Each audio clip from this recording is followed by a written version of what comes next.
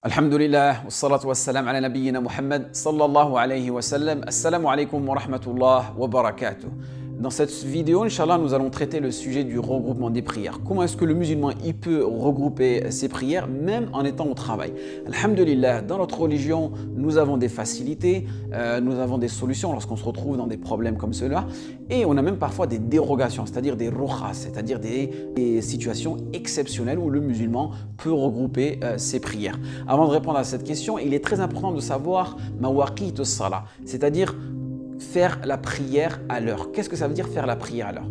Donner un exemple concret. Admettons que le dhuhr il est à 14h et que le asr il est à 17h. Donc là nous avons 3 heures pour prier à dhuhr.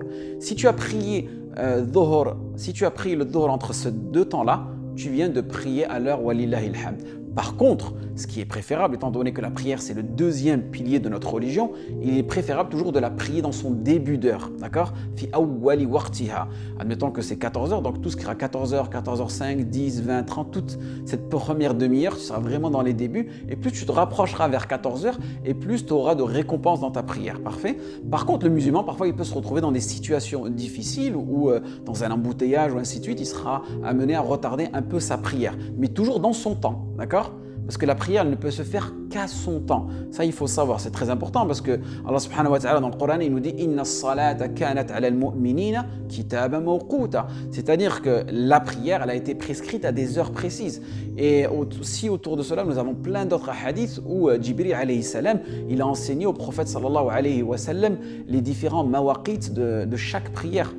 Parfait. Donc, maintenant, on sait comment prier à l'heure. Parce qu'il y a beaucoup de personnes qui pensent que, par exemple, Dhuhr c'est à 14h, il est 14h30, oh j'ai raté la prière, je la rattraperai chez moi. Non, alhamdulillah, tu peux toujours la faire. Le plus important, c'est de la faire avant que le Asr rentre. Donc ça, il faut vraiment bien le comprendre. Ensuite, il a été rapporté aussi par Ibn Abbas radiyallahu anhu, jama'a Rasulullah sallallahu alayhi wa sallam bayna al-dhuhr wal-asr wal-maghrib wal-isha bil-Madina fi ghayri khawfin wala matar, dans une autre riwaya fi ghayri khawfin wala safar. C'est-à-dire que le prophète sallallahu alayhi wa sallam, il a réuni, il a regroupé al-dhuhr wal-asr et le-maghrib wal-isha à Médine. Il a été rapporté en différentes versions, 7, 8 jours, certains 10 jours. Que le prophète sallallahu alayhi wa sallam, il a fait ça sans qu'il y ait une peur, sans qu'il y ait un danger de pluie, d'accord? Et donc maintenant il faut essayer de comprendre ce hadith. Avant tout, il faut savoir que le prophète sallallahu alayhi wa sallam, il a vécu à peu près 10 ans à Médine, c'est-à-dire plus de 3600 jours. Et cette situation, elle est vraiment exceptionnelle. Il a prié pendant une dizaine de jours dans cette situation-là. Avant d'essayer de comprendre ce hadith, il faut essayer de comprendre l'environnement, la globalité de ce hadith. Qu'est-ce qui s'est passé? Pourquoi le prophète sallallahu alayhi wa sallam, il a prié de cette manière-là avec ses compagnons? Certains savants disent qu'à cette époque-là, à Médine, il y avait une sorte de pandémie. Donc le prophète sallallahu alayhi wa sallam, pour ne pas occasionner une gêne à sa communauté, donc il a regroupé ses prières. Et dans une autre version du hadith, où on a demandé à Ibn Abbas pourquoi le prophète sallallahu alayhi wa sallam, il a fait ça, il a dit Kayla yuhrija ummata, pour ne pas réduire sa communauté à la gêne. Donc c'est-à-dire que le musulman, s'il se retrouve dans une situation de gêne, une réelle gêne, dans une situation de contrainte, dans une situation difficile, dans un réel besoin, le musulman, il peut être amené à regrouper ses prières. Parfait? Donc là, il faut vraiment comprendre cette condition de gêne, de besoin, de nécessité. Parce que malheureusement, aujourd'hui, certains musulmans mettent en avant leur profession, d'accord? Et tout simplement, ils regroupent leurs prières une fois qu'ils sont rentrés chez eux, ou une fois qu'ils ont fini toute leur journée de travail, ils se mettent à rattraper toutes les prières. Wal'iyadu billah. Qu'Allah nous guide, vous et moi. Et là, c'est très important. Ce hadith, parfois, il peut être mal compris par certains musulmans. Ce qu'il faut comprendre, c'est que c'est une gêne, c'est une nécessité, donc c'est vraiment temporaire. Et toi, si tu travailles, donc généralement un humain travaille entre 20, 30, 40 ans, d'accord? Si tu es ramené à faire ça pendant 20, 30 ans de ta vie et toujours à regrouper les prières juste à cause de ton travail, il faut que tu saches que certes, tu as besoin de travailler, mais tu as besoin d'adorer Allah subhanahu wa ta'ala en premier. Parce que toi, en tant que musulman, dans ton premier pilier, tu as signé une sorte de contrat avec Allah subhanahu wa ta'ala. Quand tu dis Ashhadu an la ilaha illallah, Ashhadu anna Muhammadan Rasulullah, c'est une attestation de foi sincère avec Allah subhanahu wa ta'ala.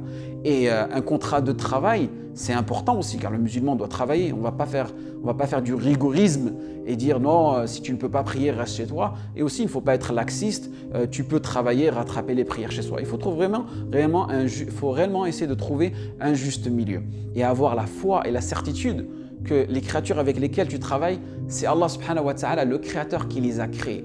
L'employeur que tu as, c'est Allah subhanahu wa ta'ala qui l'a créé. L'emploi que tu as, c'est Allah subhanahu wa ta'ala qui l'a créé. Et Allah aussi, il t'a créé et il a aussi créé ces conditions dans lesquelles tu peux travailler. D'accord? Donc il faut vraiment s'en remettre avec Allah subhanahu wa ta'ala et ne pas dire tout simplement je peux pas. D'accord? C'est vraiment une question de volonté. Si vous voulez vraiment, Inch'Allah, Allah subhanahu wa ta'ala, il vous facilitera, vous pouvez trouver un endroit pour faire vos prières au travail. Walillahi alhamd. Mais vraiment une question de volonté et de détermination. Et aussi ne pas avoir honte de sa religion. C'est vrai que peut-être parfois que les musulmans sont stigmatisés, on est montré du doigt. Et voilà, on n'a pas encore envie de se montrer en train de prier, ainsi de suite. Mais croyez-moi, si vous donnez l'exemplarité dans votre travail, croyez-moi, c'est humain. Lorsqu'une personne elle travaille bien, on veut tout simplement lui faciliter. Donc il est aussi important de bien faire son travail. Donc maintenant, comment est-ce que tu vas regrouper ta prière? La meilleure des solutions, si tu n'as vraiment pas le temps, tu ne peux pas prier tes prières de manière séparée, tu peux ce qu'on peut faire al-jam' souri, c'est-à-dire c'est un regroupement. Si une personne elle te voit le faire, elle pense que tu rattrapes ou tu regroupes tes prières, d'accord, en apparence, mais en réalité, walillahi alhamd, tu pries chaque prière à l'heure. D'accord? Donc comment ça se fait? C'est simple. Admettons que tu dois prier le Dhuhr. D'accord? Donc tu as des réunions, tu as un travail, tu es dans le chantier, tu ne peux pas prier le Dhuhr, refaire l'odo, après refaire l'odo, reprier l'Asr plus tard. Ce que tu peux faire, c'est comme dans l'exemple précédent, admettons qu'il est 17h, à partir de 16h45, tu commences à te préparer. Comme ça, à 16h50, tu pries ton Dhuhr, d'accord? Et le temps que tu finis ce Dhuhr, d'accord? 16h58, 16h59, alhamdoulilah, tu auras fini le Dhuhr et ce sera à quelle heure? 17h. Étant donné que c'est 17h, maintenant c'est Waqtul Asr.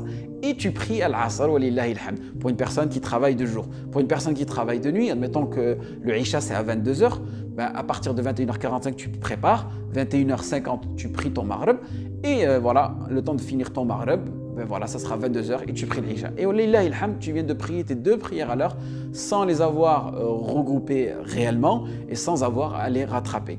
Donc voilà pour ce qui est comment regrouper ses prières même en étant au travail. Et comme je vous ai dit, vraiment, il faut le vouloir. Allah subhanahu wa ta'ala, il va vous faciliter, que ce soit dans la méthodologie, que ce soit dans son temps, que ce soit...